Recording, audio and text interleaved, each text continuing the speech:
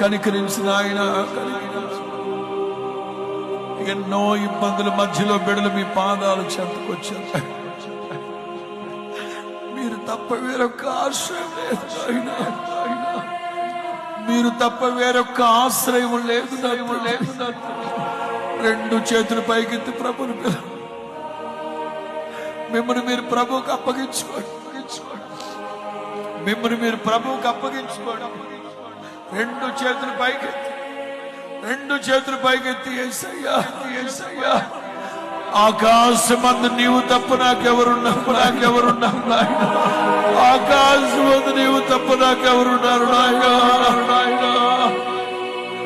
అర్థం చేసుకునేవాళ్ళు లేక, గమనించేవాళ్ళు లేక, పలకరించేవాళ్ళు లేక, పరామర్శించేవాళ్ళు లేక జీవితం అంతా నా తండ్రి ఇలా సాగిపోతుంది.